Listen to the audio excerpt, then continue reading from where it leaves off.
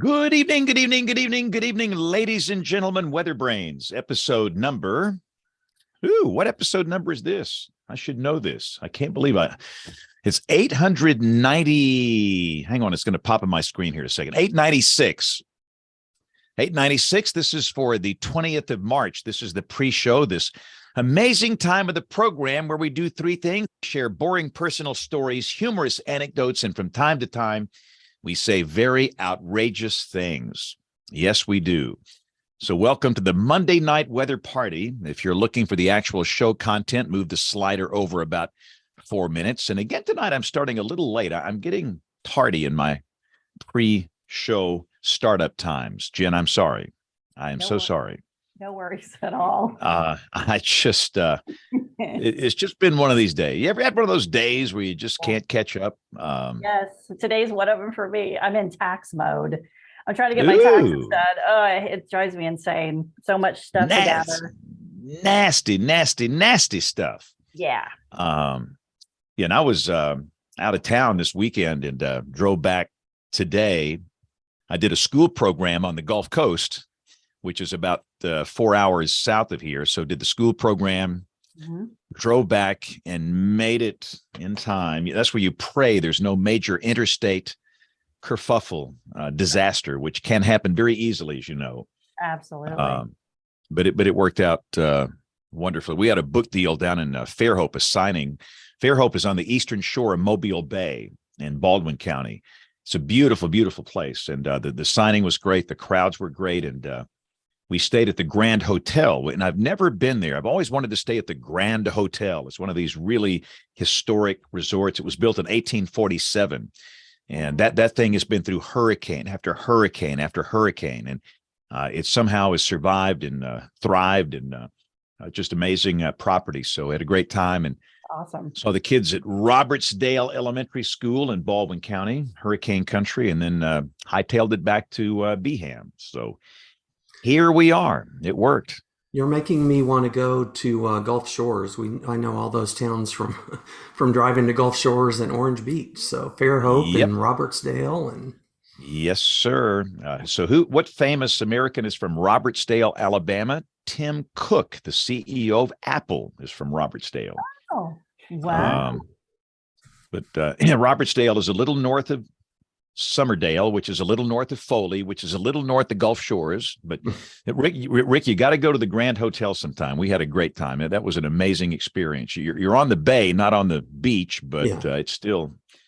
The only problem was it's so darn cold. It was just a very brisk, cold weekend. But I like it. I mean, everybody was griping about it, but goodness gracious, soon it's going to be 97 and the heat index is 110, and we'll just be dying for a day like that. So, yeah, absolutely.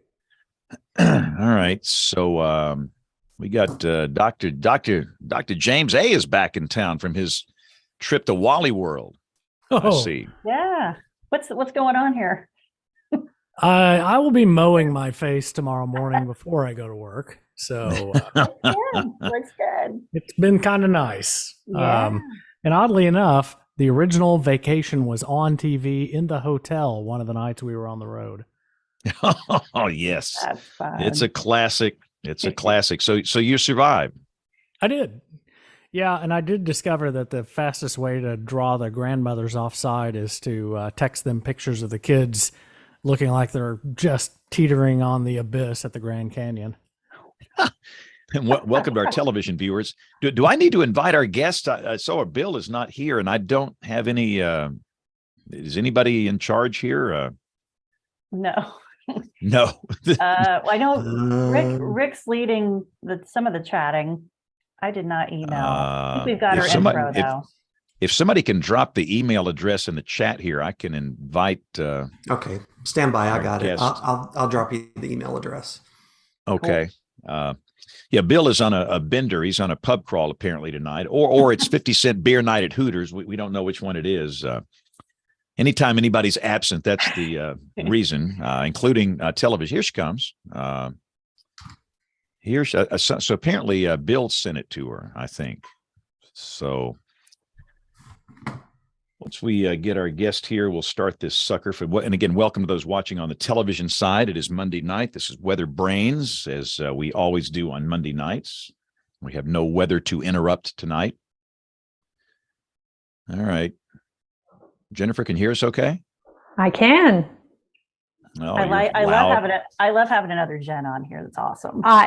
It's inevitable, right? Great. There's a lot of weather gens, I know.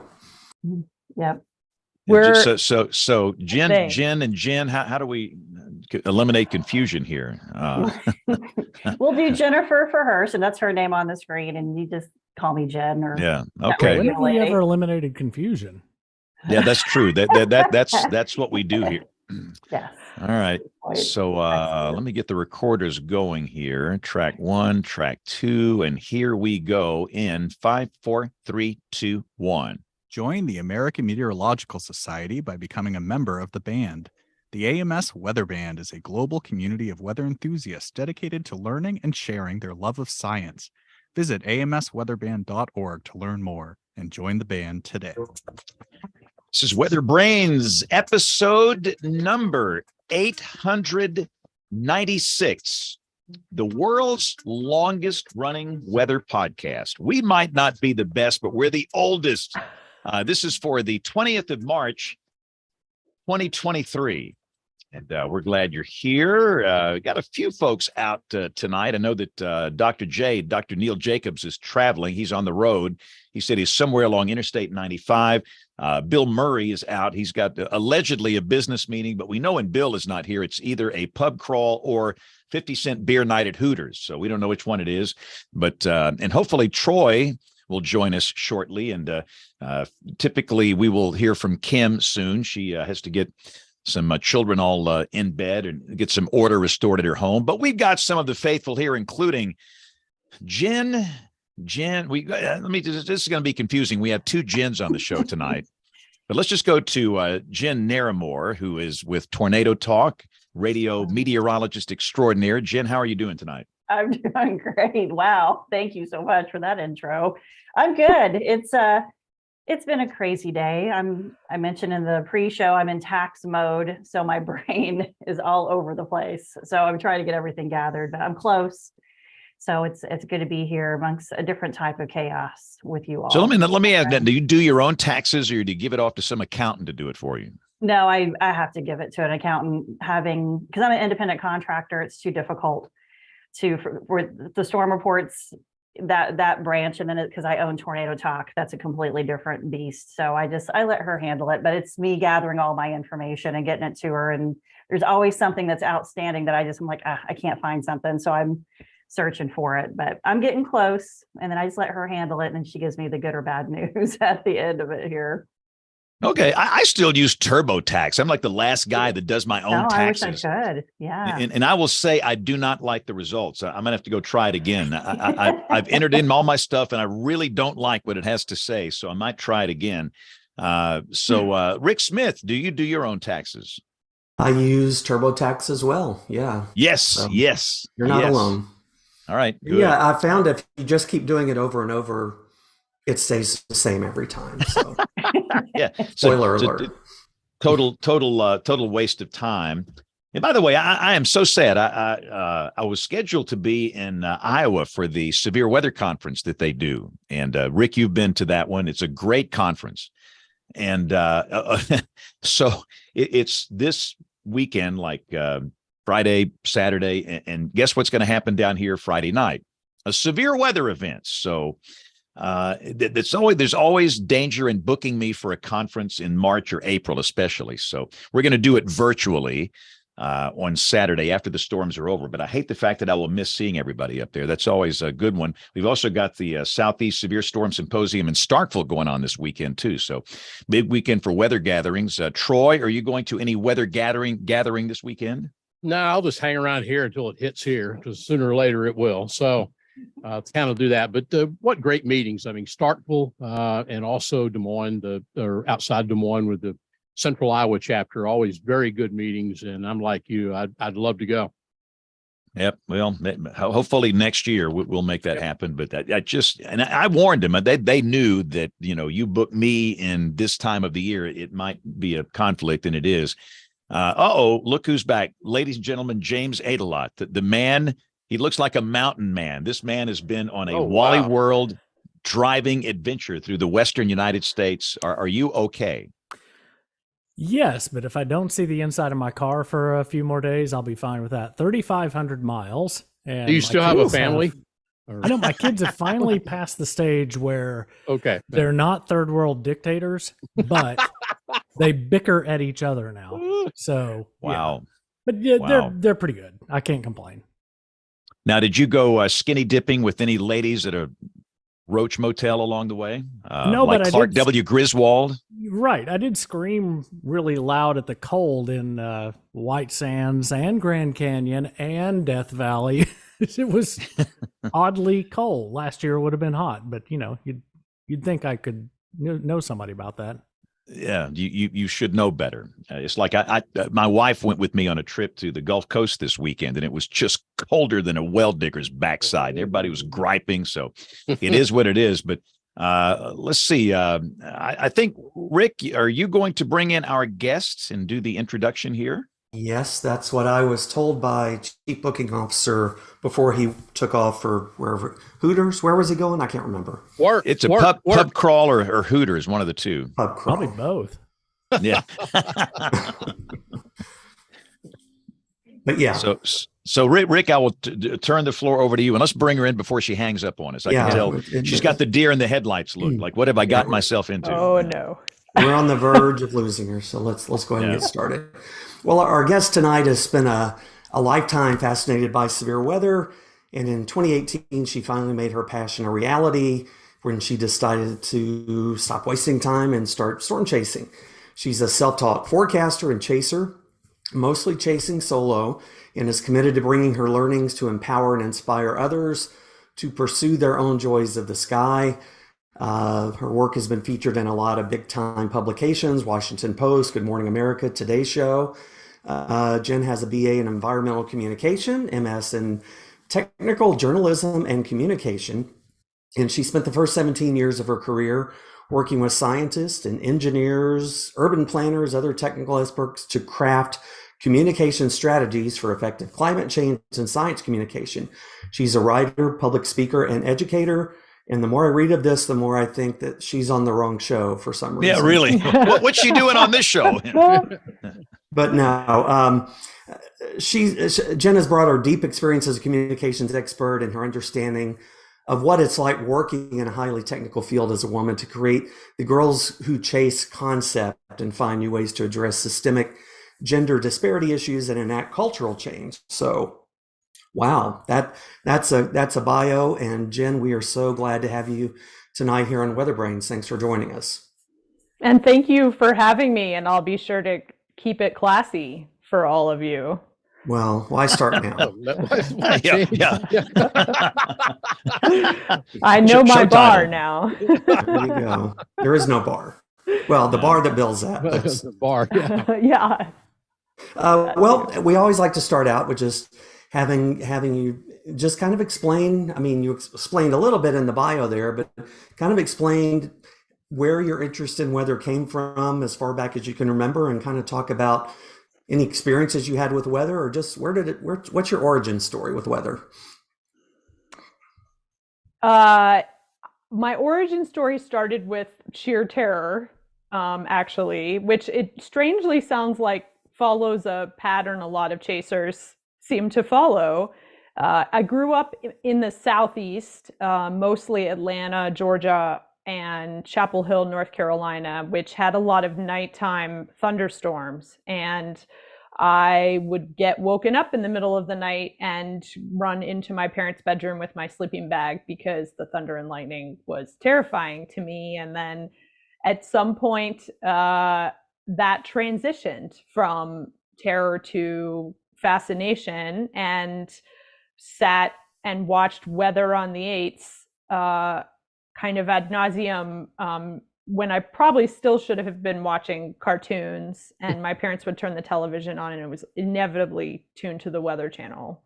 And I'm a child of the 80s, so early Weather Channel, purportedly when Jim Cantore still had hair. And then at some point, loved watching storms, and obviously career in the sciences, so was kind of a degree removed from folks studying severe weather, and long said that I would love, like my dream job would be doing severe weather communication, but the kind where I could be in the field. So I was always a degree removed. I was in emergency management for a while. I was a wildland firefighter.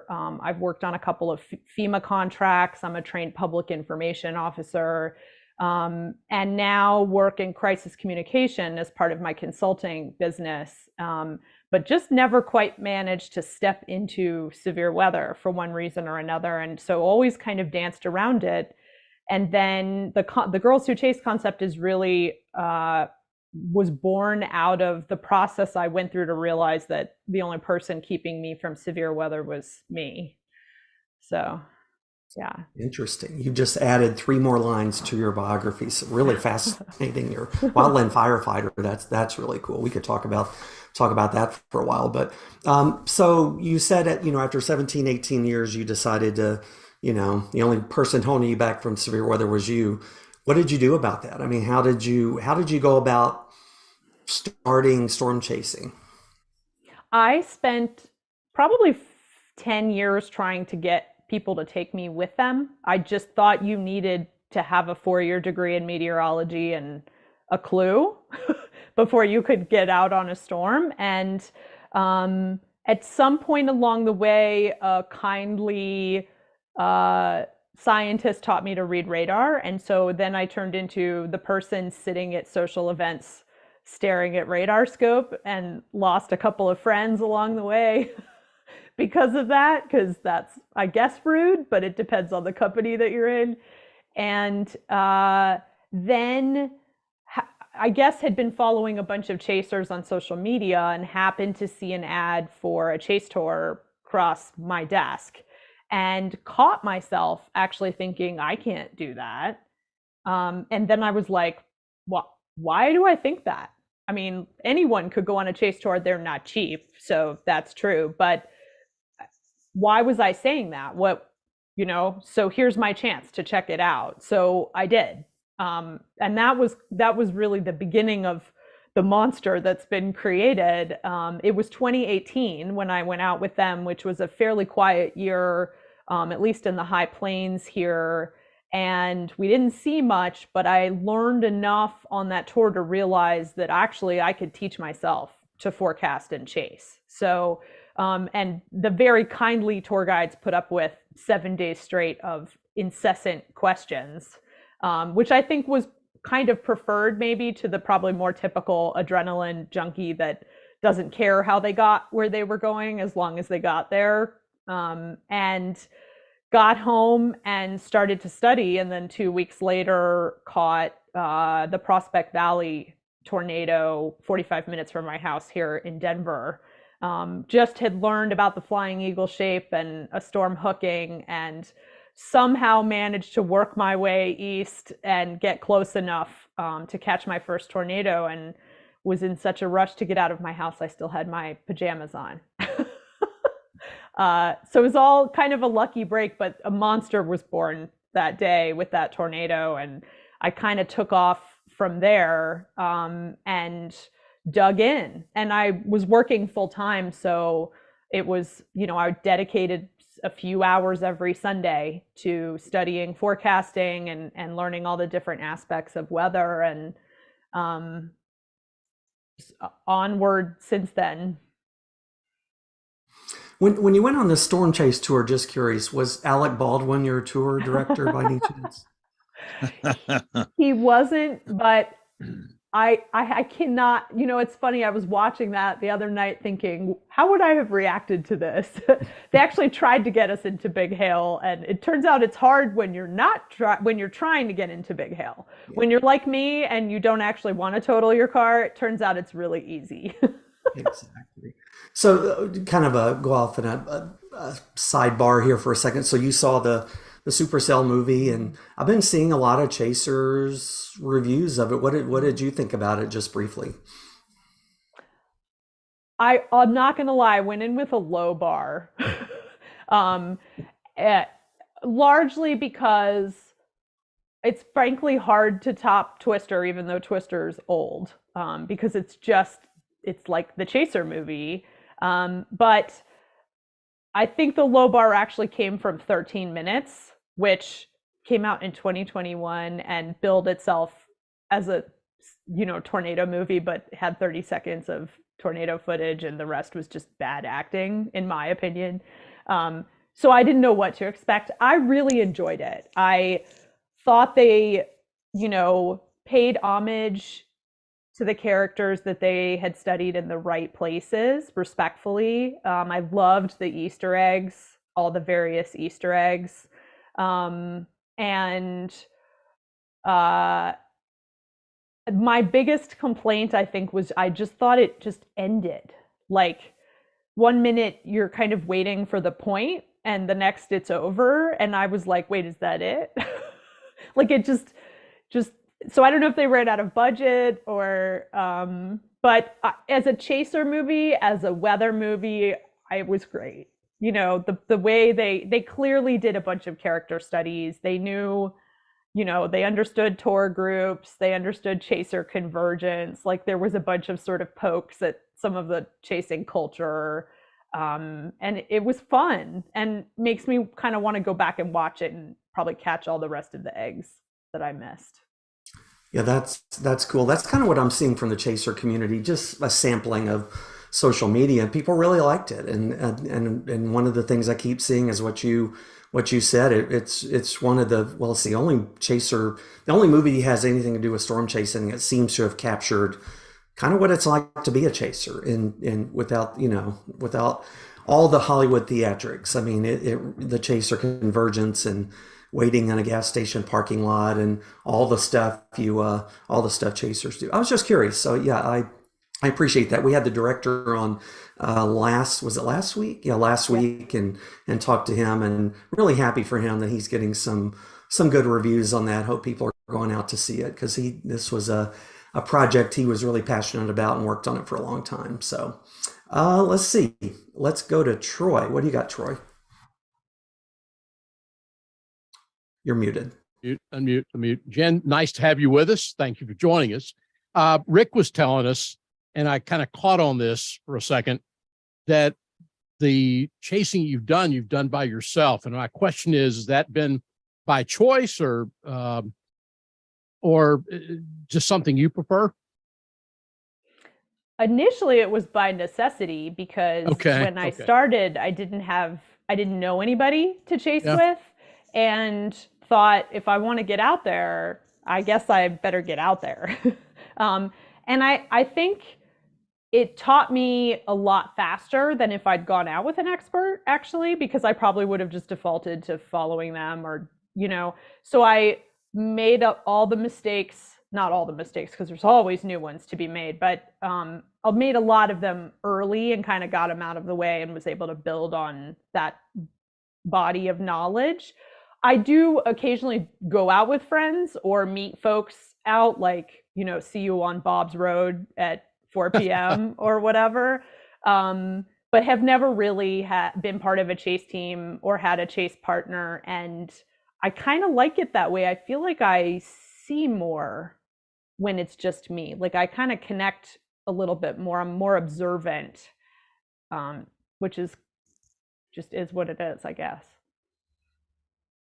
James? Yeah.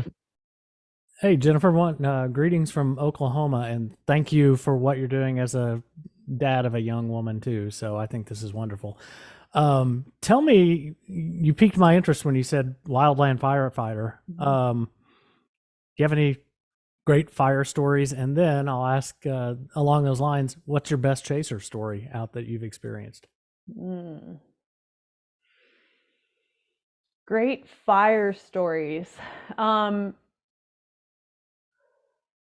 Not anything too exciting from the line, but I did spend a chunk of time on the communications teams for large incident command teams in big base camps. And those were always incredibly fun and fascinating because the range of roles ran from, doing radio work, which I really enjoyed, kind of translating from incident command to folks on the line, various teams, hotshot crews, etc.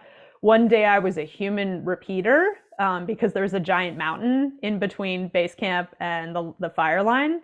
So I basically sat up on a mountaintop watching the fire from up above, relaying everything, which you would think that technology would have that figured out by now and it wouldn't require a human, but it depends on topography. And so those were kind of my most interesting moments, was when I really got to know everything that was going on and be a part of it. But I think like best fire moment ever was getting to take a helicopter ride to check out the fire line with incident command, probably.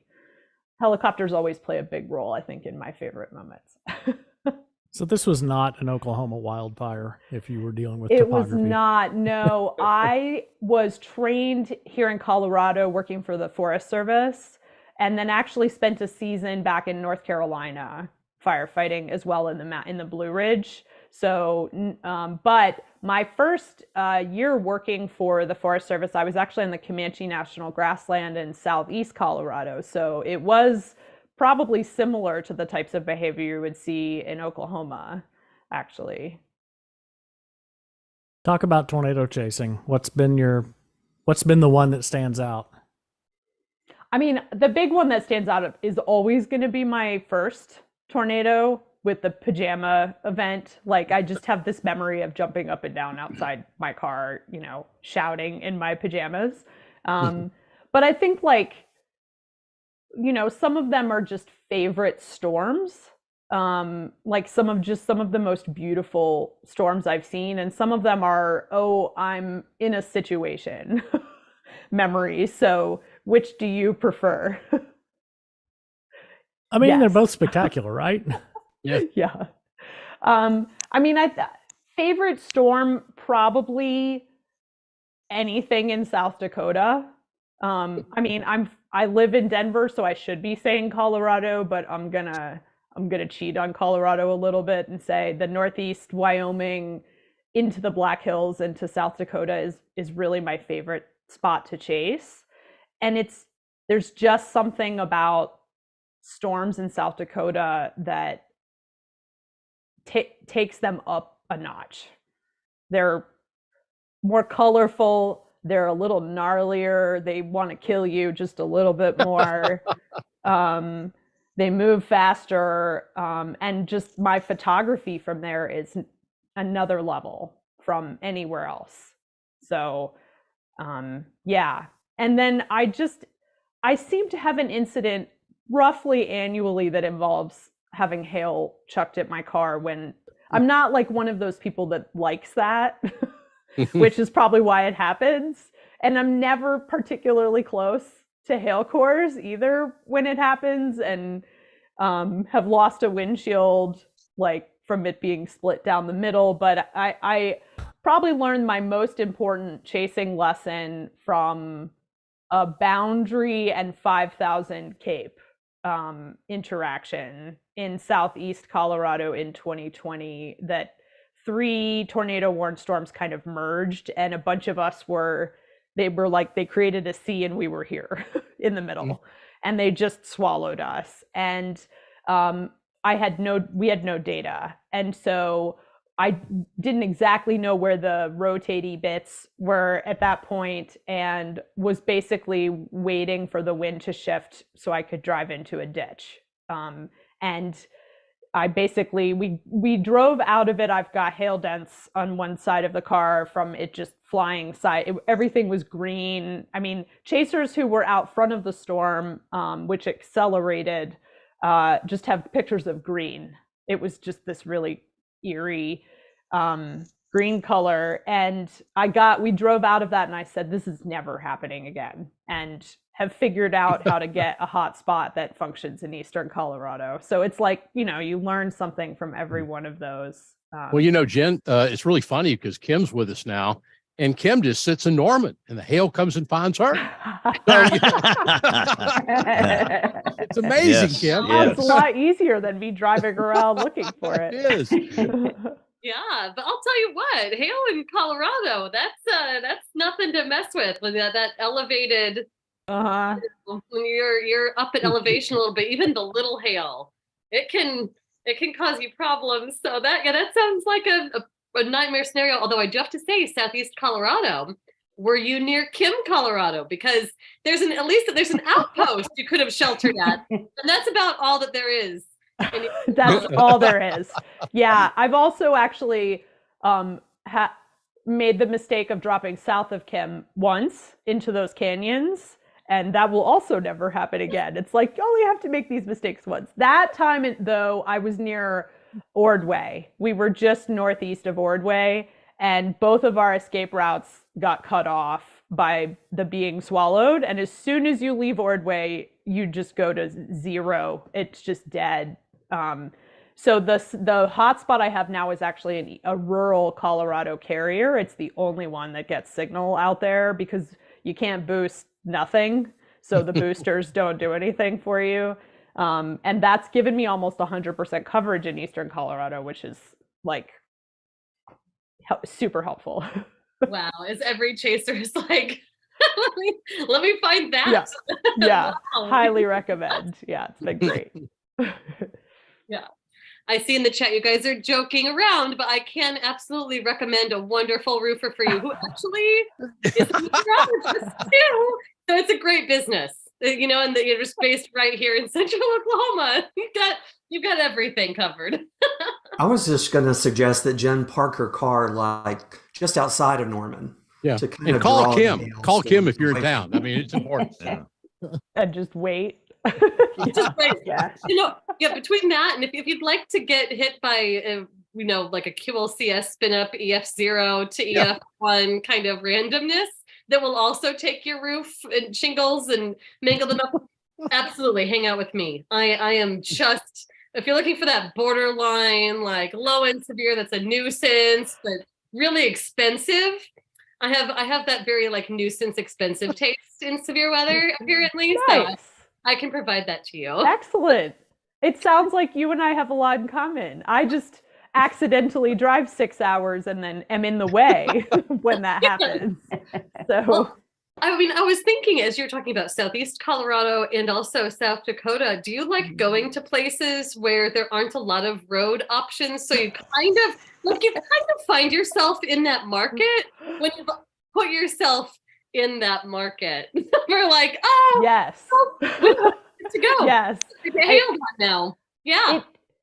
The reason I do that is because there's less chasers. So it's more, I consider myself a high plains chaser more than anything. I learned to chase here in Colorado and understand terrain influence and don't love the crowds in Texas and Oklahoma. It's actually, especially as someone who chases solo a lot, that it makes me really nervous getting like up into that chaser convergence. So if I have a driving partner, maybe, but I tend to stick to Colorado, Western Kansas, and kind of north.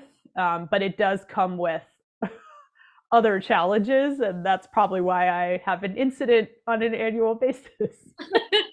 Hey, I don't blame you at all for that preference. After I was a sort of an accessory on, like I helped to drive one of the vehicles in Vortex 2 for a while, and there was a high risk day in Oklahoma on May 19th, 2010.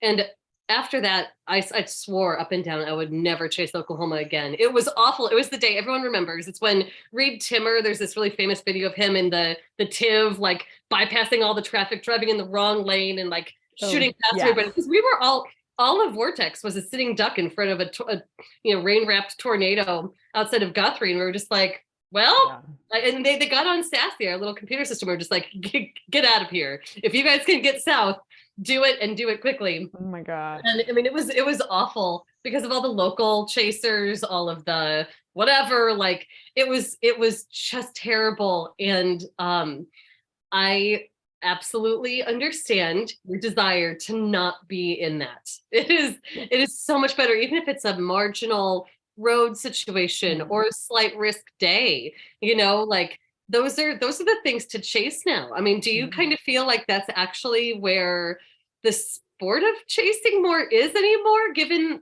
after the invention of this, driving around and trying to chase on like a high risk Oklahoma day, you're in line for just all of the chaser craziness, and it's not nearly as challenging either. Yeah, there's a lot in there. That's a good point. I think like I've worked hard to learn how to chase and forecast, and I have a thing about being 100% responsible for getting myself to a location and capturing a storm. Like for me, it's the whole thing that's part of the challenge. And I also think Colorado doesn't tend to have a lot of high or moderate risk days. And so I live in the slights. And I actually live in the DCVZ here in Colorado. And so, those marginal days, or even, just general thunderstorm days, I know how to find a spout. Like I know what to look for. I can see the boundaries set up from my patio. I saw a land spout from my patio last year, which was kind of crazy. So I prefer those kind of little days where it doesn't look like anything's going to happen, and then you go out and just get a little gem, kind of. It's been a rough couple of years for us. I mean, we basically had no severe weather here last year. I think we had one or two like severe storms at all. So it's been a rough season, and I had to drive a lot farther.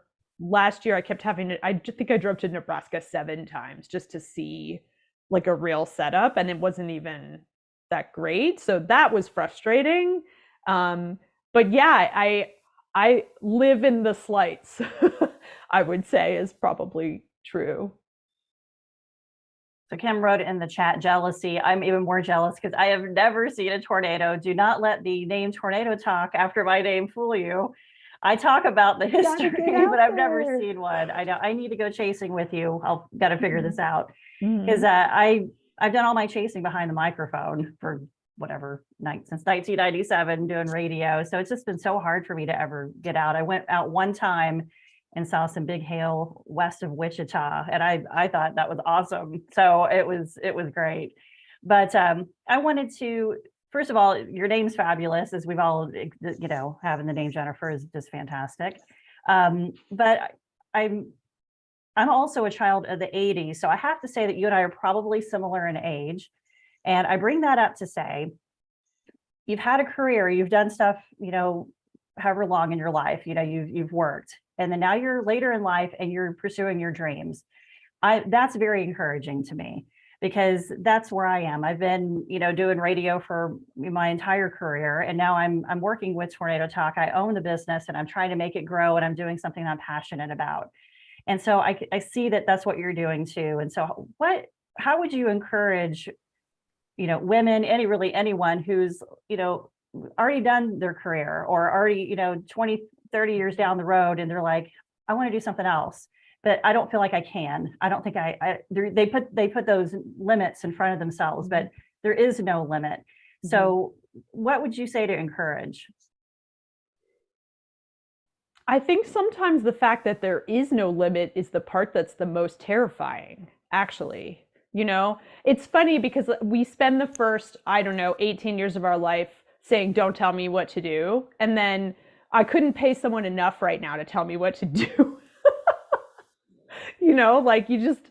It's hard sometimes to have that much potential. But the way that it worked for me, and to be clear, Girls Who Chase wasn't, and still kind of to a degree isn't, an intentional creation of a business. It started as an Instagram page, and it was a result of me starting to chase and following a passion that was never intended to become a career.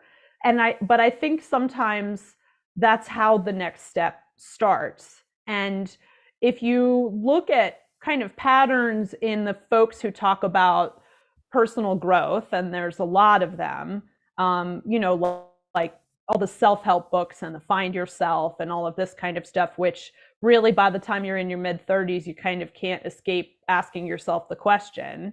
All they're saying is, think about the thing that actually lights you up and go do that.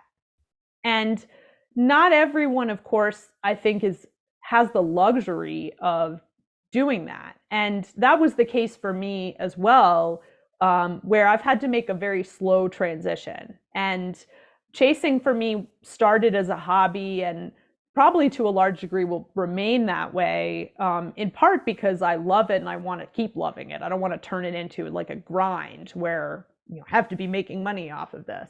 But I think it starts with finding what lights you up, and then the rest is kind of details. And so, but even before that, it's recognizing the ways that you're limiting yourself. It's like that moment when I said, I can't do that, and I caught myself saying it, that's when the change happens. That's when you have to turn around and say, well, why not? What if I said I can do this? Then what, actually? And my shift really was born out of like life stuff. Like you can't get that far without life happening in one way or another. And for me, it was big life transitions and career changes. And I was diagnosed with type 1 diabetes, which is when your pancreas stops producing insulin, in 2015. And suddenly all of that kind of converged, and it was like, you don't have time to screw around anymore, and these things that you've been putting over here and saying, I can't do that, and that's not real, and I should be focusing on this and doing it this way and whatever, it doesn't cut it anymore. And so I think it's that combination of catching yourself, shifting your language almost in a way from can't to can, and then figuring out what that thing is. And a lot of people say, I can't figure out what that thing is. Like, I don't know. There isn't anything that lights me up. And I don't know that I agree with that, actually. I think we all do know it's just buried under a lot of shoulds and can'ts. So Jen, let me shift directions here. And listen, let me just say this up front. Most old guys like me, they start to slow down, and, they sit around and play video games. And, I work harder than I've ever worked in my life. I'm working from 4 to midnight every day, and I'll work harder next year. So I don't have time to just dive into this social media stuff. I have to live there because I'm paid to live there. And I reach people there. I establish a relationship with people there. So I'm on the Twitter and the Facebag and the Gram and the Talk and all this stuff. But there's some kind of a disturbance in the force to me with the chaser community on the Twitter. What is going on here? And again, occasionally I'll look at this, for you column on Twitter now, and Twitter's killed all the third-party applications, which is what I use. I use Tweetbot forever. So I'm using the native Twitter app, and it's got this for you thing. And somehow it feeds me all these, this arguments between chasers, and some of it's kind of light, some of it's dark. What's going on here? Have I missed something? I don't understand it. Explain, please. I am not sure you're asking the right person, because I don't either, but I will say, big picture, there's a pretty significant concern, and I think especially from those of us who have crisis or emergency backgrounds, that the job that Twitter was doing for the weather community, which was to link decision makers, forecasters, broadcasters, right? Anyone who is active during a severe weather event, in a breaking news kind of way with folks in the field like chasers, is falling apart because Twitter isn't able to do the job that it used to, and there isn't a replacement. So that's a piece of it. The other piece of it, honestly, is I think you're just looking at a community being a community in public. And the chase community is this kind of loose knit, all ages, all backgrounds. You've got, folks who are still in high school interacting with 60-year-old meteorologists. And you're seeing that play out socially, I guess.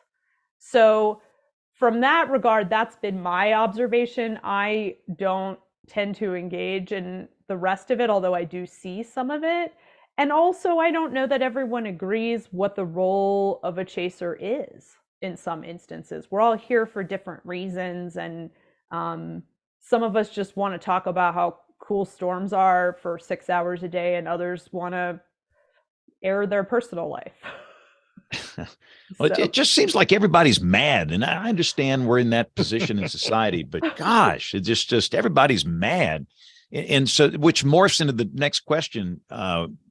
One of the most frustrating things I deal with, it's the harassment of these women that work with me, professional meteorologists. I cannot tell you how bad it is. We did a show on the topic, and it was hard to talk about, but I thought we needed to talk about it. And do you deal with this type stuff? Because again, I can tell you things that are just shocking, how repulsive it is. People are horrible. Do you deal with this stuff?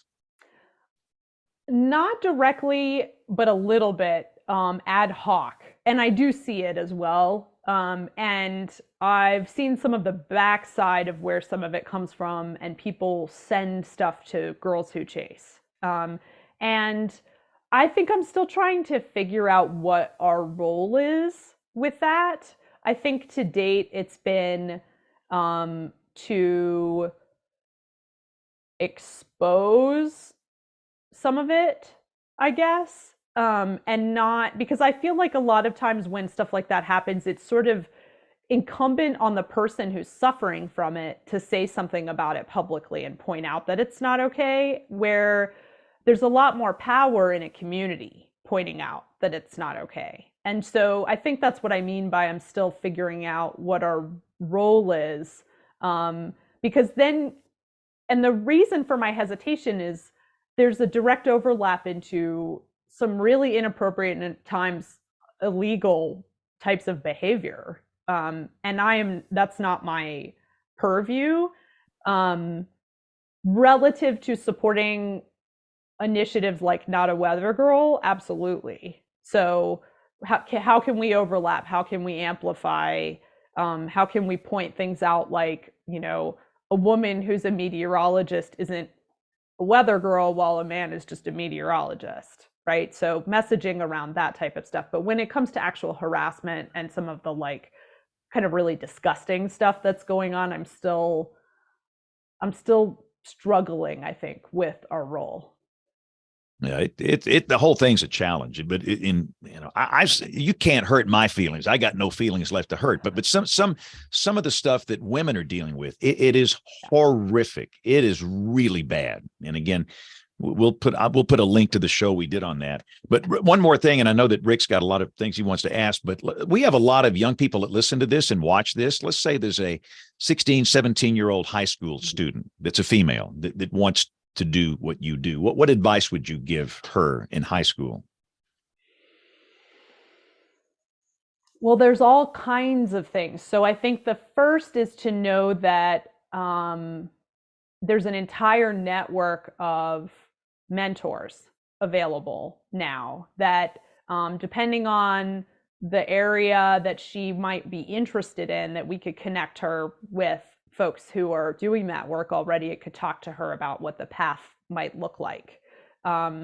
Relative to education, we have education resources on our website where we've aggregated chasing resources, but in addition have started active adult storm chasing education. So we just offered what I believe is the first entry-level storm chasing 101 day-long virtual event that I called spring training, pun intended. And she could start there.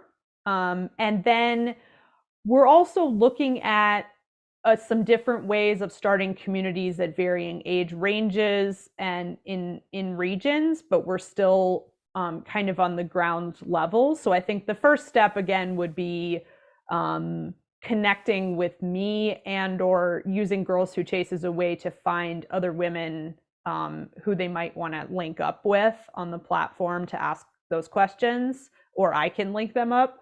And the other would be the education piece. Hey, Jen, you talked about the training, and we're going to kind of jump around here. Kim's got some stuff to talk about, but you mentioned the learn to storm chase training, and that was just the coolest thing. I didn't get to watch it yet, but can you talk a little bit about that? You just did that recently, and you had kind of an all-star cast of instructors for that. Kind of talk about that and how that came about, and how successful was it, do you think? Yeah, I have long kind of had this interest in, well, I'll back up even from there. I mean, so because I worked in the sciences, I think I had the sort of drive and ability to identify my education resources to teach myself to chase, and they are out there.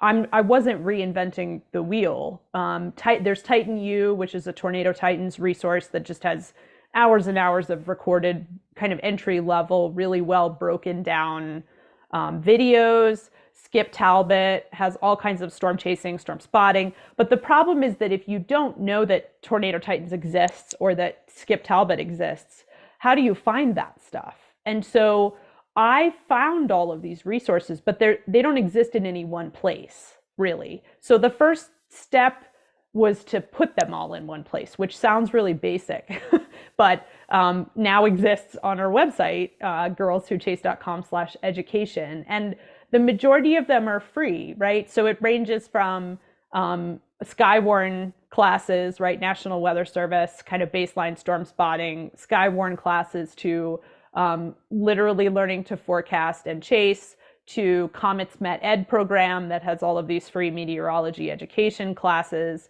and just basically pointing out that actually, yeah, there are a ton of resources, and that you can arm yourself with as much knowledge as you want, which I have found has been really empowering for people. So that was where that kind of came from, was looking at how scattered everything was and how frustrating it was for me to figure out where all that stuff was. And God bless the wonderful humans that answered my incessant questions for a year and a half until I found everything I needed.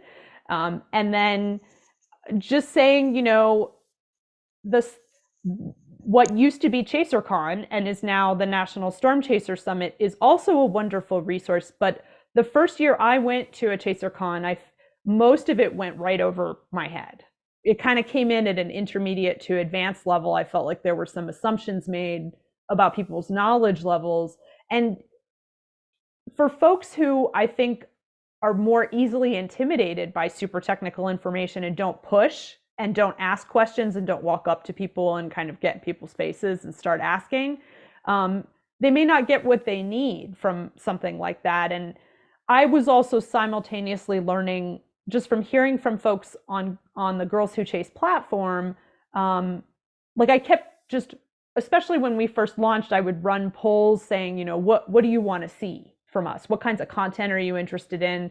Thinking I would get, I want to see more tornadoes, or I want to hear origin stories. And instead I got almost 100% of the responses were, I just want to know how to get started. I can't figure out how to get started.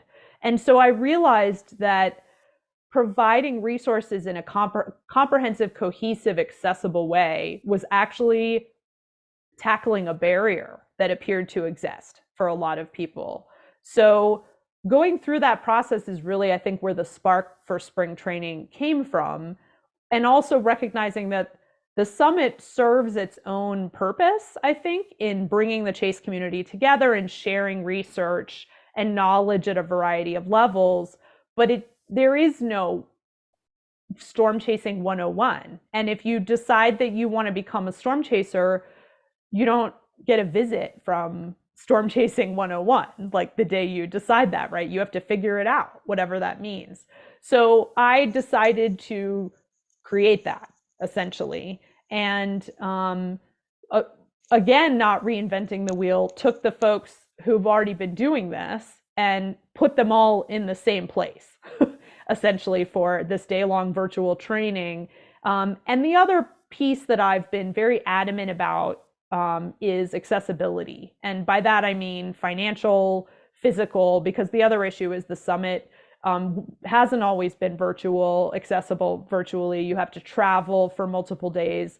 And we are also global. So for folks who are international, getting to Oklahoma or Dallas or wherever isn't simple or easy and is prohibitive for a lot of people. So making sure that it was affordable and fully virtual and really easy for people to access, and then putting subject matter experts in line to provide what they know best, essentially, is really where this came from. And again, my background is science education and communication, so it just kind of kicked in from there.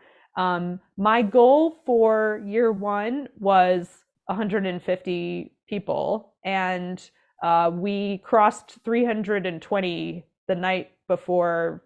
I ended up keeping registration open and then woke up to a bunch of panicky emails. Like I had to reopen registration 2 hours before the event started because people realized that we had closed registration, and it's because the event was starting.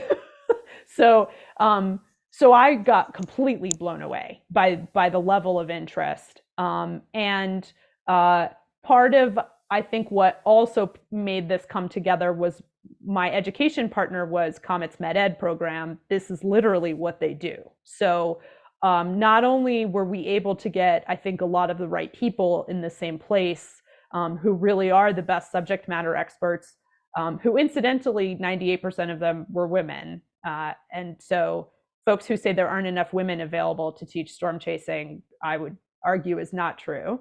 But also, on the backside and relative to expertise and moderating events and helping make it truly excellent, I mean, that was all them, essentially. So I think I'm thrilled with how it turned out. I think we've got some lessons learned. There are things that I didn't like about how it went. We had 2 panels of experts where folks could ask questions, and they had different backgrounds and areas of expertise. One panel was in meteorology and the other was in storm chasing.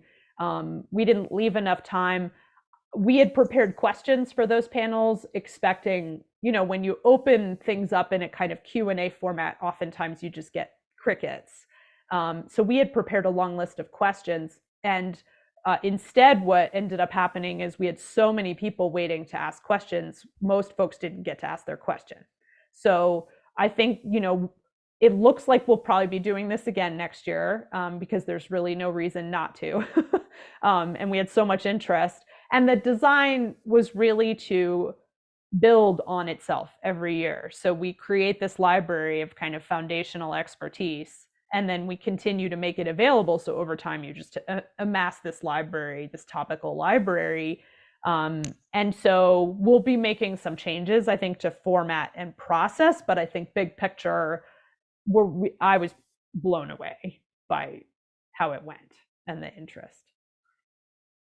I'm really glad to hear you say that you had this great depth of these, women researchers, chasers to pull this together. I want to take us back just a step here and ask a fundamental question. What's the origin story of Girls Who Chase? And gender, what does gender have to do with chasing at all? Thanks for that question. Yeah. The origin story starts with my career in the sciences, which, my background is started with sustainability, and then I moved into the natural sciences and mostly climate change research of varying sorts. And it's no secret, obviously, that the sciences have been male dominated. We've dealt with issues forever around misogyny and gender disparity relative to promotion and publish and all of this type of stuff. So when I started storm chasing, my expectation was the same thing, essentially, because to me it's still a part of the sciences, because it is, I mean, forecasting and meteorology is science. And it wasn't at all, actually, but it was manifesting similarly. And so the thing really that struck me the most before I started and then when I started was I just wasn't really seeing any women in storm chasing. And looking back at why I waited to chase, even though I knew for probably 15, 20 years that I desperately wanted to, was I wasn't seeing anyone who looked like me. And it became kind of a subconscious messaging that I don't belong here, essentially. And I don't think it was like oh, there's no women here, I'm not chasing. It just was it was a subconscious cultural decision. So when I did start chasing, I still was having a hard time finding women. I thought that was really odd. And then eventually I did find them, but then they weren't really getting the same level of kind of interest, engagement, media coverage. I mean, if you look at reality shows covering storm chasing, historically, it's 98% men.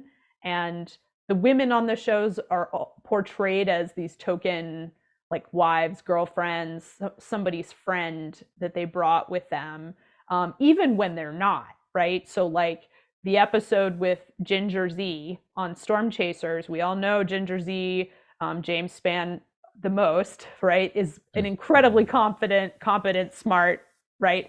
And yet she was in the back seat and there were no scenes where she was contributing to the forecasting. So some of this was framing, right? So there was that element of it. And then most of the chase friends I made were men, because that's who's chasing, and no big deal. And that's where the twist begins, because the disparities and the lack of coverage weren't coming from male chasers. So that was the part that started to confuse me first. And then what I realized is,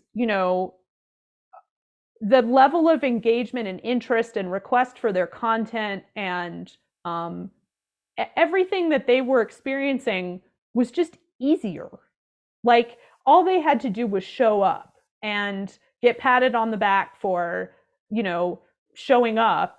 And I would be sort of over in a corner being ignored. And I'm like paraphrasing a lot of this just to keep it as short as possible. But we would be standing side by side taking the same footage of a storm, and my male compatriot over there would be selling like crazy and having all these inquiries and picking up 1,000 new followers. And I had absolutely nothing.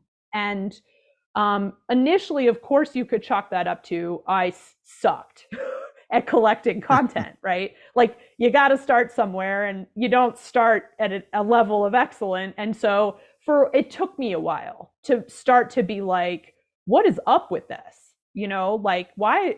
But it just happened over and over. And then I realized people thought that I was just following him around. Like, I was there because he got me there, including well-meaning chase friends who were like, oh, so-and-so taught you to chase. And I was like, excuse me? No, actually. And in some of those instances, we were there because I got us there. And so it was starting to actually create some tension, I think. And so what would happen is we'd chase, something would happen, I would get frustrated, and somebody would say, do something about it. Like, if you're so frustrated, right, say something, do something. And I would say, well, no, I'm the new one. I mean, at this point, I'd been chasing it was either 3 or 4 years. I felt very new compared to the rest of the chase community. I feel like I was in a place where I was the right one to be making this point and saying something. But it just kept happening. And then I was having conversations with other female chasers who were experiencing similar things. Some of them were more insulting than others. And eventually I just snapped and said, that's it. I can't stand this anymore. And so I started an Instagram page. That was how this whole thing began. And the point of it was really to showcase all of this insane talent from female storm chasers, because nobody else was, essentially. And so if we're going to sit over here and say, look at all this amazing talent, but there's no way to actually go look at the amazing talent, what point are we really making? And so in starting the Instagram page, everything just kind of exploded. It felt like, and it became very clear that this energy has been there for a very long time. I did not create this, but Girls Who Chase harnessed it in a cohesive way. And then I started to get submissions from outside the United States. And I'm talking like Western Europe, South America. And then I started to hear from like a 6th grade science teacher who was like this was one of my very early messages to the Instagram account, saying, I want you to know that I'm showing this page to my students because I think that weather is such a great way to engage kids in science. And I want them to know that girls can do anything. And here's proof that girls can do anything. And so it just kind of kept escalating in scale and scope. And I just kept, I felt like every day I would wake up and I'd be like, oh, okay, we're doing this now. Oh, it was constantly surprising me. And then it became clear that more was needed, essentially. And I can't, I'm a communicator. I kind of can't stop once I get started. So then I was like, well, if nobody will cover female chasers in media, we'll create our own.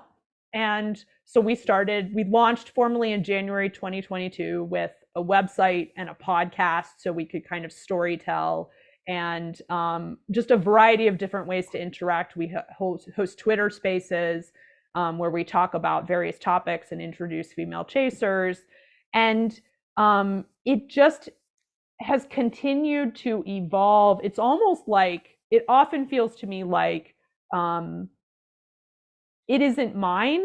It belongs to everyone, and it's kind of flowing through me. Like, I built the infrastructure, but the community itself is saying, this is what we need. This is how this needs to move forward to be. And I think that's the thing to point out the most about this is, and I hope that in a way we can continue to grow this and it can become a model for other sorts of girls and women in STEM type initiatives. The thing to me that has made this the most successful is that it is the chase community that created this. It's not me. It's not a few sort of angry women over here saying we're angry. It actually, the folks encouraging me to do something were male chasers. So everyone recognized that this was an issue and that it was actually kind of holding us back in a lot of ways. And that's why this has gone the direction it's gone, I think. And then we were covered in the Washington Post in March 2022, and it just has escalated really from there in a lot of different ways. And a part of it, I think, is that storm chasing and weather is visually appealing. So it's really easy to cover it on television, whereas I think shots of women standing in lab coats in front of a computer or in front of test tubes, you can only get so far with that. And there's this component of badassery that you just can't get anywhere else. And so we've just got a lot going for us, I think, topically. And yeah, here we are now with, growing out an education arm and everything else. So. That's magnificent. That is such a great story of how things got going. And as you're talking, I'm reflecting even on, I've introduced myself only to in that, that I chased at some point in the past. And I came up through meteorology, but still the people I chased with were predominantly men until I got to grad school. at OU. And there were Howie Bluestein had a couple of students, Jana Hauser, who will be our guest next week, and Robin Tanamachi, and I got to chase with them some. And it was the first time I'd actually chased with women. And I'm wondering if you can talk a little bit about, like, there's so many different gendered layers actually one could unpack in the reality of storm chasing. You've talked about this level of representation of women in science. That's definitely a level.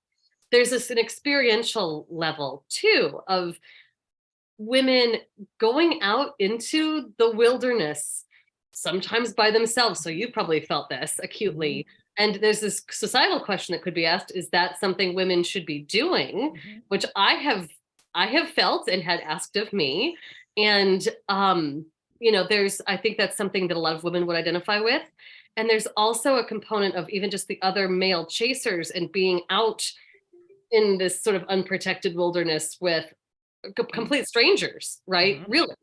And I'd love for you to walk us through some of those layers that you maybe see too, that I think I'm not sure it's something you intended when you started Girls Who Chase.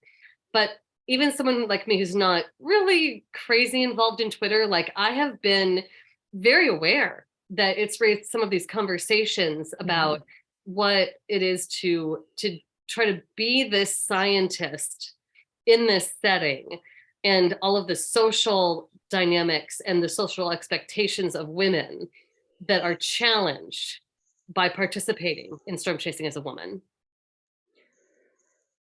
Yes, there is a lot to unpack. And safety has been a big piece of it for sure, like a lot of different kinds of safety. And we actually, and I don't know, Rick, if you caught this, just delivered a presentation at the summit in February on what we've learned after a year of Girls Who Chase, because it turns out that through all of my various conversations with female chasers globally now, including, recorded podcast interviews, social media, ad hoc, I am sitting on a treasure trove of qualitative data about shared experience.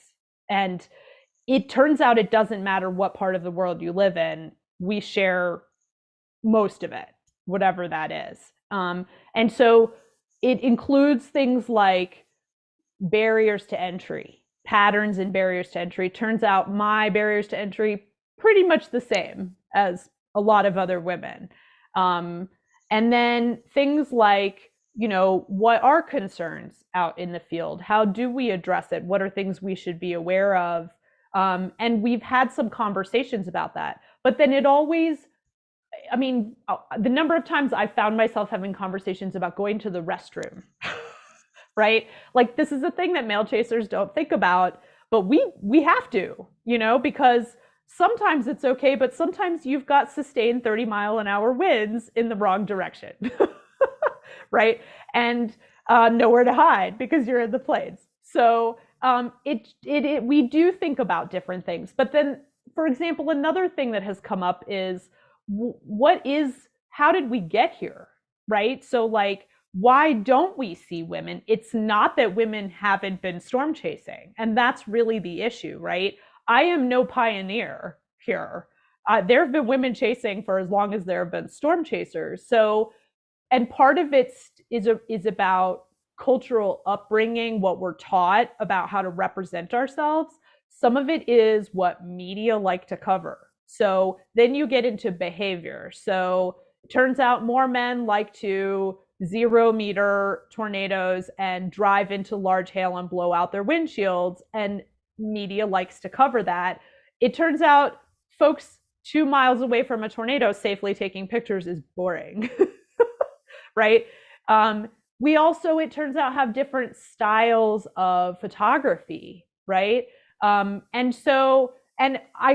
be clear, I'm stereotyping. This is a broad stereotype, and there's crossovers in both directions. But I think that's where the issues begin. And so what we talked about in our presentation is that we have found ourselves trapped in this cycle of cultural programming and media that essentially continue to ensure the next falls into place. And part of the reason I think that Girls Who Chase has been successful is because we've interrupted the pattern. We essentially sort of stood up in the middle of it and said, wait a minute, what's up with this? Why is this happening? And so the data that has gone into this kind of aggregate of learning isn't just from storm chasers. It's also from, broadcast meteorologists and media buyers and folks that produce for the Weather Channel, for example, or Fox Weather, and decisions that get made behind the scenes. It's from male chasers who see things from the outside or have a different perspective. And so, yeah, like you could get into all kinds of layers. And yes, women do, of course, think about safety. But interestingly, it isn't just personal safety as a woman in the middle of nowhere. It's also, there's just a lot more fear of dying from storms. And so like my whole, I have to have a 4-year degree and go out with experts turns out to be much broader than one would think, right? And I was over there sitting in my own bubble thinking I was the only one thinking that. Well, so were everyone else, right? So yeah, I mean, I don't want to keep talking because I feel like we could just go on forever and ever, but it was an important presentation because what we essentially learned is no one's responsible for this. Like, you can't point at a human or a group of humans and say, you did this to us. We did this to us. And the thing that made it worse is that everyone just said, this is the way this is. And then it continued to be the way it was, kind of. And so that's how an Instagram page has become this kind of phenom, not because I did anything brilliant or new and different. It's because we said, excuse us, what's up with this? And then everyone was like, oh, what is up with this, right? And now we're all kind of learning as we go about how do you redefine this, essentially. Wow, I think you are absolutely spot on in the analysis of why it is that attention maybe differed so greatly between men and women. And part of it, I mean, what you're talking about is research backed. I am a behavioral scientist as well. And one of the things that we study in risk decision science is gender. I mean, there are different risk preferences between the sexes as a statistical matter. Of course, you'll find men and women that violate this statistical norm, but generally speaking, absolutely. And this is exactly like when I go chasing, and my female compatriots that I go chasing with, we are the safety officers. We're the ones planning the routes. We're the ones making the hotel reservations. We're the ones, we are the ones saying we will not take that road. Absolutely not. And, it is so this function that I also see in families. When I do research after events where I go in and interview survivors of severe weather, trying to understand how well our forecast and warning systems work for people on the ground. And you see this gender difference that's been really well documented in disaster sociology, where you have women tending to do the work of bringing people together, getting them to safety, and men are the ones standing outside watching the thing until the last darn minute. And you see it in the tornado video classics. Yep. You hear the women in the background, Herb, get back in here. Yep. And it's troped because it happens, and it happens over and over and over again. And so it's unsurprising. I think you're right. It's unsurprising that it would happen in the field as well. That you'll get women who will go and experience this and be part of that, that they'll still take some of those risks. But there's maybe a boundary of risk taking that'll be more conservative than men on average. But when you have that visual, it's a lot easier to sell to media. It is absolutely. And so, yeah, you'll get no recognition. You will not be recognized as, like, over time, the public consciousness will absolutely become, this is the thing men do. It's not a thing women do, and women, maybe they're the assistants. And I can absolutely see how all of that fits together to equal this challenge. And I know that I'm going to pass the baton here. I just wanted to reflect on that from the academic perspective, that I think that that's really, really compelling as a why. And I'm curious, as you're gaining momentum going forward and people are jumping in and this visibility is building, I'm wondering, is there even an ultimate objective at this point, of where you're hoping that this will go as things continue to grow? You're seeing all this enlivening conversation about it as an educational tool and so on. You've also expressed this countervailing feeling about there being so many chasers. I just don't think it's necessarily about getting people chasing to you. Tell us about what your goals really are, that you have at heart. That's a great and difficult question. And very true. And I do struggle with that. And I think it's been exacerbated by, right, we know that Twister 2 is coming out next year. And in a large part, I think the first Twister is somewhat responsible for the first wave of heavy convergence, and continues to be in some ways. I think the thing that has made Girls Who Chase useful is, instead of trapping myself in one particular path or another, my goal is to make Girls Who Chase useful. And right now it's useful because we have a point to make and we have attention we need to bring to an issue to make change. And the other part of what I shared in that presentation is that when Girls Who Chase is successful is when we'll stop saying female storm chasers and just call them storm chasers. And there may not be a future for Girls Who Chase. And that's what success looks like, is when you no longer need it. We're here now to point this out and collaboratively work with whoever we need to work with to shift this. And I do have sort of these 3 areas that I am focusing in that are a result of what I perceive to be the challenge, that we're dealing with, right? Which is that, this male-dominated perception of storm chasing can discourage girls and women from engaging or for thinking they belong. And then that denies role models. So then you get into the, if you can see it, you can be it type of scenario. And then it limits business opportunities or engagement, or women who do want to make a business of weather but are prevented from doing so because it's just they have to work 3 or 4 times as hard. So that's where I think the challenge resides now. And then we've sort of looked at that and said, okay, I think the way that I and Girls Who Chase can best contribute is this media side. So featuring women, featuring role models, getting women into media, which has been great with all the media coverage we've received.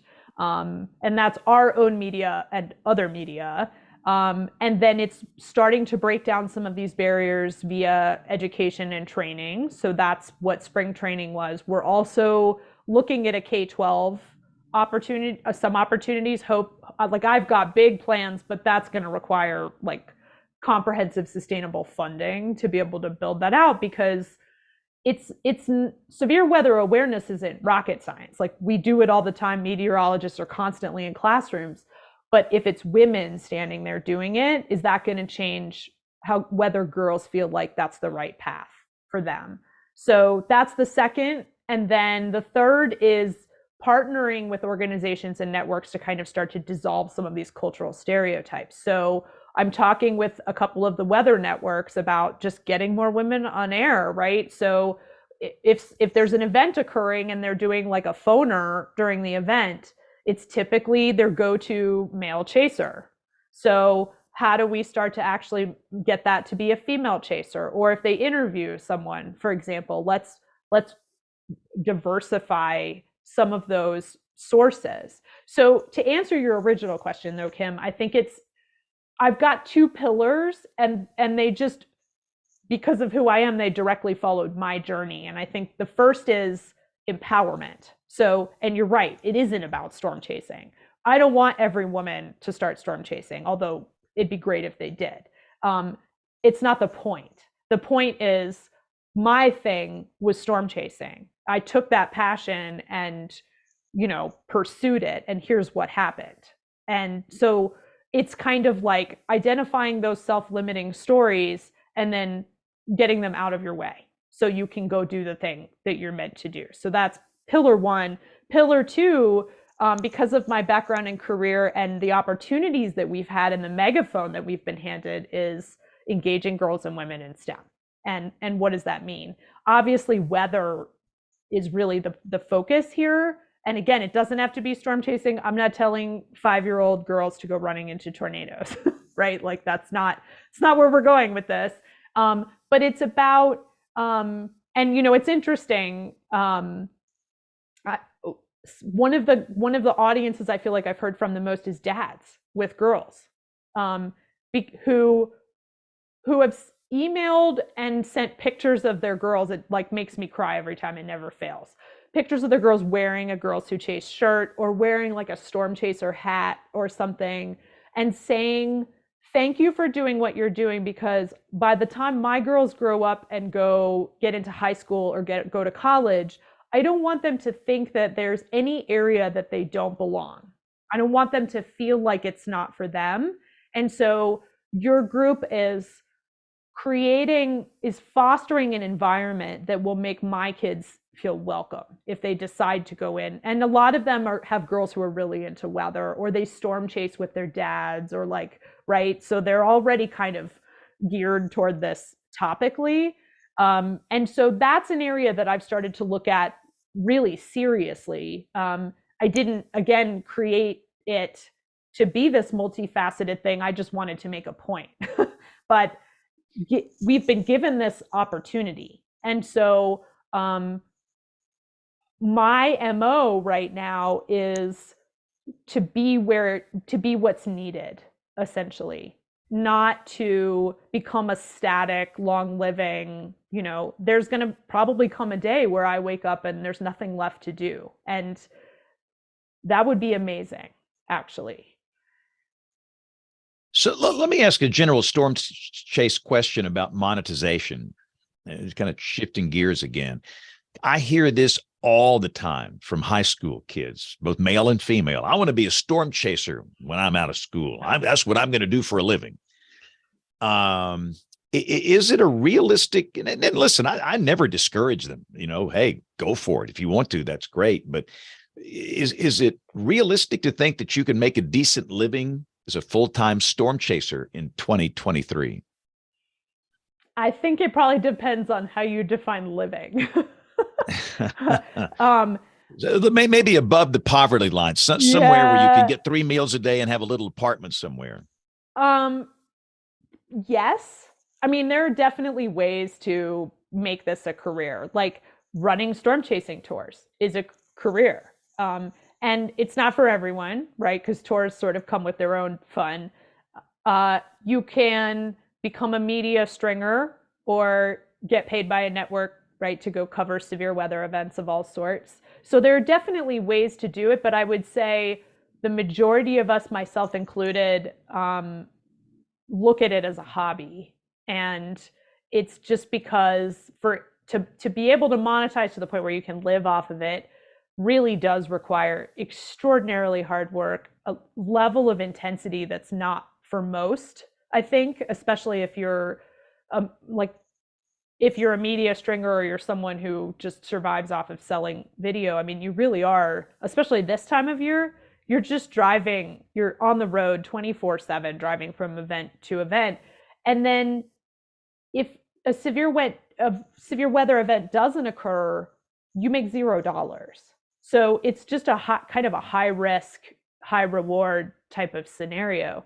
There's lots of other little ways, like, a lot of chasers have gotten into selling NFTs or kind of digital content. I'll sell a print once in a while for $50, right? So, but like you can't make a living off of that. So my answer as a, 40 something with a full career and a need for benefits and all of that is not for me. Like, it's important to also have a job when you start doing something like this, but there are folks who have done it and who've been very successful, and so it's possible. Yeah, and that's good. Again, I never like to discourage anybody, but I think that's a realistic answer. So, Jen, I hope you can hang on for a few more minutes. Are you good for a few more minutes? Okay, awesome. So we're going to have to take a quick break here. We're going to hear from Tony Rice. We'll hear from Jen's This Week in Tornado History. We're going to come back and talk about weather radio. We'll have the Weather Roundup, picks of the week, and much more as WeatherBrains rolls along. Looking beyond the atmosphere, here's Tony Rice with your astronomy outlook. The sun crossed the celestial equator on Monday, March 20th at 21:47 Zulu, or 5:24 p.m. Eastern, 4:24 Central, and so on. This marked the March equinox, for the beginning of spring here in the northern hemisphere and autumn in the southern. Equinox is Latin for equal night. Yes, day and night are roughly the same length, but not exactly 12 hours. The day that the sun spins the closest to 12 hours above the horizon, that's the equilux, and it varies by location. For most of us in the US and on into southern Canada, that day was last Friday. It was Thursday in Los Angeles, Wednesday in Miami, and Tuesday in Puerto Rico, for example.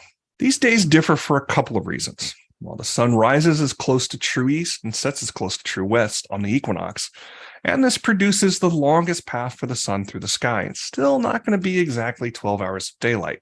You see, the sun isn't a point of light. It's a disk, about half a degree wide, and that disk takes some time to clear the horizon, about 2 3/4 minutes on the day of the equinox. Incidentally, the sunrise and sunset is the fastest on the equinox, and it takes another 30 seconds for it to clear the horizon on the solstice. This is because of the angle that the sun is at on these days.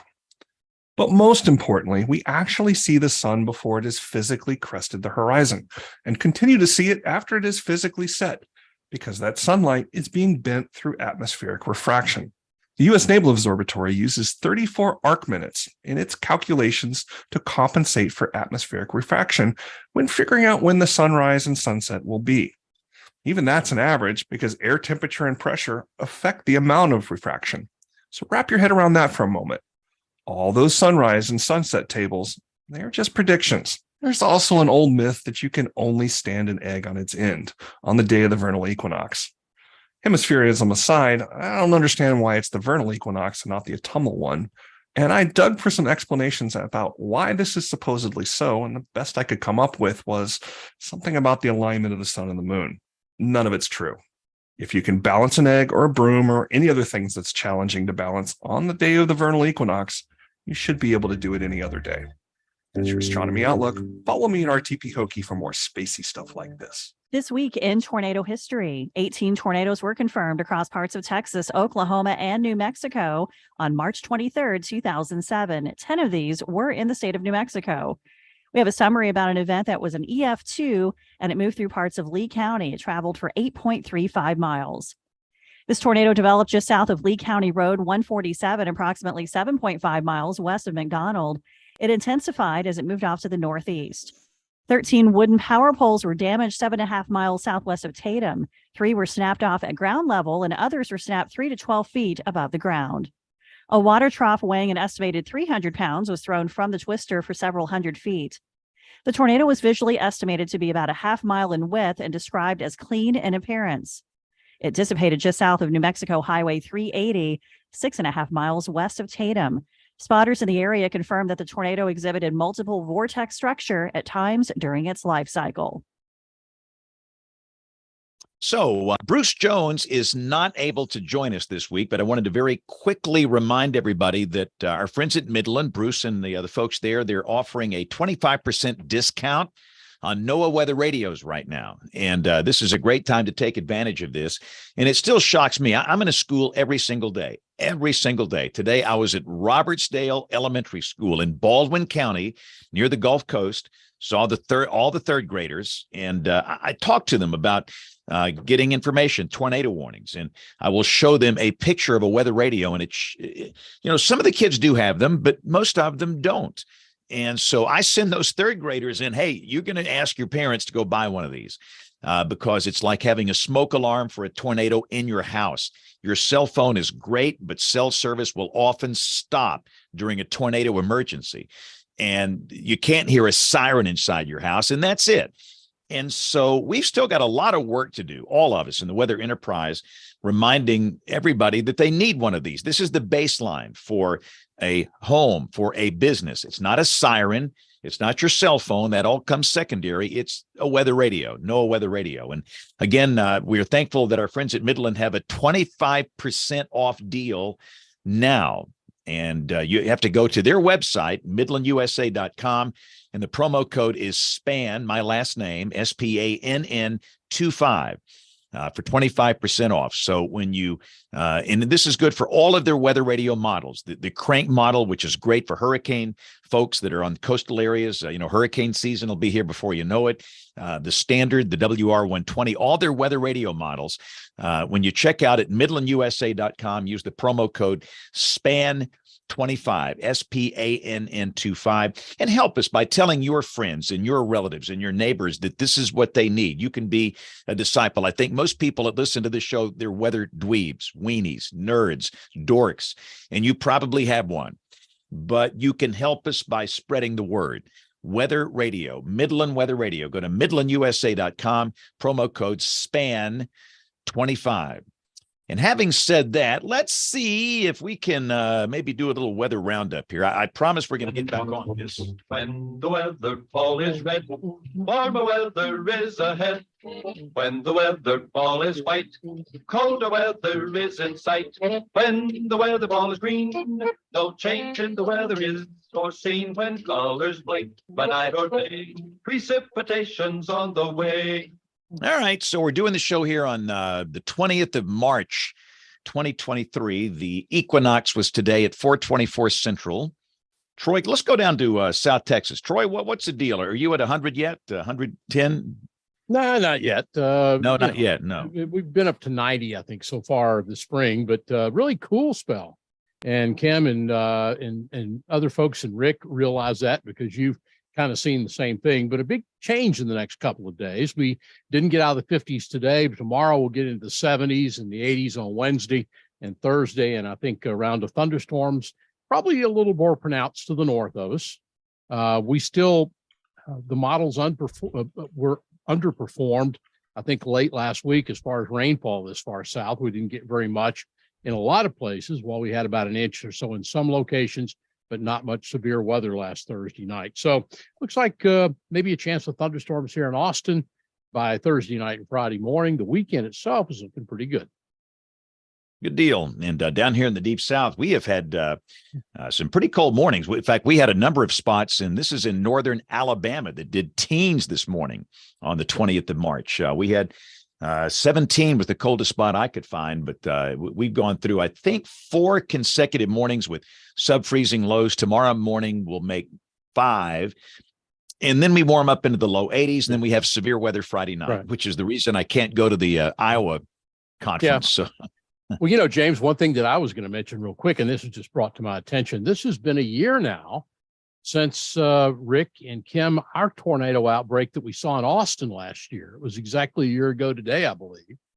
We saw about 4 or 5 tornadoes here in the Austin area, particularly areas to the north. If you remember the tornadoes up around Round Rock, Texas, and Williamson County a year ago. Yeah. So let's go up north to, we'll start with Rick. How cold is it in I-40 land, Rick? It's too cold. I mean,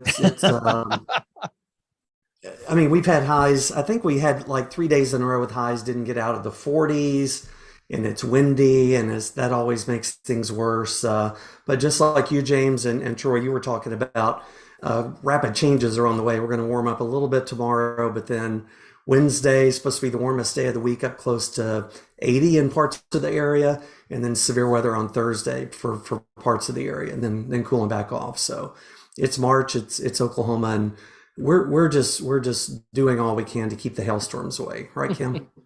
Yeah, Kim, what's your latest on hail? What's the hail outlook for Norman? Oh well. Oh wow. Yeah, it's hard to say. all of my children have been sick this week. So I would have ordinarily said that means that it's going to absolutely hail, because it's got to happen when everything is already a catastrophe, and then you just, add layers of catastrophe on top of catastrophe. Really? Yeah. Yeah. Right. I mean, yeah. You would know, Troy. You Really. You really want to throw hail at me? Yeah. Yeah. I've been feeling awful, actually, for North Texas and the Red River area. They have just been getting hammered with the hail this year, and those sort of slight to enhanced risk days where you can get those tornadoes. And it's in the same area that they had the sort of mini tornado outbreak on November 4th last year, has just been getting hit time after time after time. And I told my team, we'd studied the Idabel tornado and that event, like from Durant to Idabel and down to Paris, Texas. And if we had set it up as a study to look at the shadow effect, like if one event and responding to it and going through one catastrophe then sets up other, how you respond to subsequent disasters, like Durant, Oklahoma would have been it. I mean, it's been insane. So much as I really hope that we can continue to keep the hail away, I really hope for our folks down sort of between you and I, Troy. I hope that they have some easier time coming up later this spring, because it sure hasn't been easy. But yeah, Ricky, you nailed it. It's been a tough early spring with lots of cold, lots of wind. I'm ready for something else. And Thursday, unfortunately, looks like it could be that same area. And one of the big factors in it is there's a brand spanking new radar there that's going to be turned on here just any time. That's just, the storms are just drawn to that. So I think once they turn the radar on, they won't have any more storms. But yeah, it's been a rough time to be in Medill, Durant, Idabel, down in that area. So hope they get it right. We put a new radar in the air in the 90s, early 90s, and I don't think we had a decent thunderstorm day for 6 months. I mean, so maybe that will be the charm this time. I hope so. James A, looking at you. What's that? Severe weather risk is a little south of you Thursday. Yeah, it's going to get into my mountainous southeastern Oklahoma counties. So we'll be watching that. I'll be back at work tomorrow after I mow my face. And, we'll see. It's going to be interesting. I think we've got a really good chance of hitting 80 on Wednesday, which, hallelujah. I would have never thought, as warm as it was last spring break, I'd be freezing. Not only on this whole trip through the Southwest with my family, who complained the entire time, Dad, you're a meteorologist. What am I supposed to do about that? I don't know. My response, we're in marketing and not management, okay? Absolutely. We got nothing to do We with sell this stuff. So let's go to Jen, and we'll do both Jens here. First off, Jen in Ohio. Did you send us this cold air? Does this originate with you? Yeah, What's the deal? Yes. Your fault. It was 16 yesterday morning, and by the time I went to church, it was in the 20s. And so I went into church without a coat on purpose. People are looking at me like I have 8 heads, and they're like, "Aren't you cold?" I'm like, "Nope." Thinking warm thoughts, and I walked right into church. I'm like, I am done. I'm just pretending it's warm. We warm up a little bit this week. We actually get to mid 60s by Thursday, which I'll take, but then it rains most of the week. And I think probably most of the spring, it'll just rain up here now. So, but I'll take the warmth even with the rain. Yeah, I wear cargo shorts when it's 10 degrees. I mean, I'm the same way. I'm just thinking warm thoughts, and people look at me like I've got 22 heads when I wear cargo shorts. They look at me like that, and I don't even wear cargo shorts. Well, yeah. You got to watch the Mike Leach video. Bless his heart, I miss him. Yes. The Mike Leach video on cargo shorts is the greatest thing ever. All right, so Jen Walton in Denver. What's the story here? You hot, cold, hail, no hail? Storms? What's happening? I was gonna say you'd fit right in here with the cargo shorts. Like, yes, that's like a thing. Like, we wait for the person who doesn't know it's winter when it's blowing snow sideways and 10 degrees. Or there's always like somebody biking when in a foot of snow kind of thing in Denver. So yeah. And you can blame us for the cold, although we blame California mostly. There you go. This year specifically. No severe weather. Hopefully some moisture for the Front Range in the middle of the week with the system coming through that's going to bring severe weather to the Southern Plains and the Southeast. But lately it's just been like mid 40s and dry, which is starting to make me nervous because we had some good moisture for the Front Range the first part of the year, but March is supposed to be our snowiest month, and we don't have a whole lot right now, but the mountains are doing fantastic. They're about to get another foot of snow. Awesome. When does the snow ski season end? The snow ski season end there? Good. When does that over? It depends on how much snow they get. I mean, we've had years here where they've continued into June because they still had enough snow to ski. So I would say, I mean, they've had quite the year at this point. Some areas, well over 4 feet plus. So I would say they'll probably have a pretty late season, but typically April, usually mid to late April. This year I'd peg more May. Okay, awesome. All right, well, let's morph into picks of the week. So this is where we shift modes here, and everybody on the show is going to share something that is weather related, something really cool. This could be a website, data source, book, hardware, software, anything that is remotely weather related. So, Rick, let's shoot out to you and see what you got. Rick Smith, go. I know you got something good. My pick of the week is this week is the 75th anniversary of the very first tornado forecast. March 25th, 1948, just up the road from us at Tinker Air Force Base up there, very famous event. And there's lots of web pages. We're actually working on a new web page for our website that'll have some details about this. But my pick of the week is a journal article from Robert Maddox, who kind of summarized the event, and it's a really good write-up. But just a historic event, a really crazy event to read about and learn about. If you haven't read about it, check that article out. I think it's really interesting. Good deal. And again, all the picks will be up on weatherbrains.com. And by the way, I'm struggling to pick a show title here. It's going to be Snow Skeezin' or Component of Badassery, one of the two. I don't know which one we need to pick here. All right. Let's go to Jen Nairmore in Ohio for her pick. Jen, go. The second one. I like that one. I wish my pick was a happier pick, but it's a sad one. But I wanted to bring this up, and avalanches are a phenomenon that I really don't know a lot about, and they're hard to predict, and they're scary. And so I wanted to thank one of our Tornado Talk fans, Aiden, for sending me this link from people. A man whose family says he was born to ski and Budapest native killed in separate Colorado avalanches. And this was over the weekend. And that brought I think there have been 9 during the 2022-23 season. And so I just wanted to highlight the lives of these folks and just bring a highlight to avalanches. I only have to do the forecast, and I don't really forecast them. I just do a mention in radio forecasts in Montana. And it's really difficult to even try to slide that in. But folks, if you're in that area, they pretty much understand the phenomenon. But I think about folks who are traveling. I think about like James just going cross country and maybe running into areas like that and trying to understand the phenomenon. And it's very difficult. So that's my pick of the week. Well, yeah, those things are terrifying, just terrifying. All right, great picks. Let's go to Kim. Kim, what you got for us this week? So much as I'm not a big Twitter aficionado, I did really enjoy this week seeing a series of replies to this prompt that was put up by Weather Chris, very uniquely named.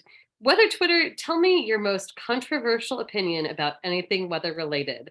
Loved it. The replies and just like the things that we obsess over, like be them very, very little, like should be baroclinicity or baroclinity, and all the way up to fairly substantial ideas. I thought that it was a really neat set of thoughts and replies and stuff put forward to that prompt. So highly recommend.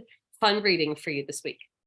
Yeah, Twitter can be an interesting place if you get past the haters and the trolls and everything else. There's some pretty good stuff if you dig through there. And a lot of people, what they said, hey man, I'm not going to get on Twitter anymore. I'm going to Mastodon because of Elon Musk. And so they go to Mastodon. They get on there, tweet a couple of times, and they come right back to the tweeter. But anyway, there is some good stuff out there. All right, let's go to Dr. James. Doctor, when do you become a doctor officially? When does this PhD thing happen? Oh boy, I think I have 9 more hours of classes after this semester, assuming I survive this semester, and then comps and dissertation, those little things. Little things, yes. Lord help. Well, you're a doctor to us no matter what. Oh, I thank you. Kind of I don't know. It's something I've enjoyed. I've loved every minute of it. But yeah, it's fun. All right. So what's your pick? Go. My pick is a couple of sunset shots I took last week on this crazy Griswold family vacation. Sunset at the Grand Canyon and sunset at Saguaro National Park outside of Tucson, which is, we hit 4 national parks and they're all spectacular on their own little way. And, but yeah, Grand Canyon is amazing. That sunset is something else. And it was Cathedral of the West stuff there. If you ever get a chance to experience that, it is amazing. And it's one of those where they say the pictures don't do it justice, but those pictures are pretty darn good. I mean, they're awesome. All right. So let's go to Troy. Troy, what you got for us this week? Found this, known about it for about 2 months, but the FAA Flight Standards Service finally has taken aviation weather. And Rick knows this book that originally he sent me a copy from way back that I have on the bookshelf, but this thing is brand new. And the FAA has now combined 6 of their aviation weather manuals into this one book. The good news is I was digging around the FAA webpage on their publications. It's in PDF and it's free. This thing is 300 pages long, but it's PDF. It's available for those people that are interested in aviation weather, and it's out there for you. Good deal. And again, all these links will be up on weatherbrains.com. My pick is a piece written by the late, great J.B. Elliott. And for those that are new here, J.B. is my mentor. J.B. kind of took me under his wings and got me started. And he was on our show for years after he retired from the National Weather Service. He was on the show, and he was funny and personable and so knowledgeable, but he was also an amazing historian. And JB wrote a very interesting blog piece on the generational tornado outbreak of March 21st, 1932. And tomorrow is the anniversary of that. And we really don't know how many people died. We don't know the exact number of tornadoes, but it was a horrible, horrible tornado tragedy across the Deep South. And again, for those that are interested in weather history and things that have happened in the past, it's a very good write-up about that horrific day. JB was an infant at the time it happened, and he has no memories, but he has obviously his parents and his family, and he's just got great recollection of that event on March 21st, 1932. All right, Jen Walton, Jen W., we have stalled as long as we can, giving you the time to come up with an amazing pick of the week. So go. I very much appreciate that. I do have a good one, though. At least I think it's good. And maybe it's been brought up before, but the storm community has really benefited from the resource that is Cameron Nixon, who has done a ton of research around hodographs and storm behavior and storm relative inflow that has helped me avoid a lot of grungy, kind of high precipitation storms and occasionally miss a chase that I wouldn't actually want to be on. And recently released a new resource under U.S. tornadoes called the Case Archive, which offers for what he's calling famous tornadoes, supercells, and other storms in the U.S. and Canada. It offers documentation, a proximity sounding, relevant imagery. In many cases, he's added a YouTube video or something associated with the event where you can actually go back all the way to 2005 and look at that information relative to those events. And it's been amazing learning, I think, for all of us, and as we all go to our kind of own personal favorites. So it's ustornadoes.com/case-archive. Highly recommend. Excellent. Is this show going to the dogs here? What's going on here? As long as it wasn't mine. I think my dog really liked that. Wow. Jen, plug away. This is your chance to plug anything you need to plug. Plug your website, social media channels, anything. Go tell everybody how they can get in touch with you and follow what you're doing.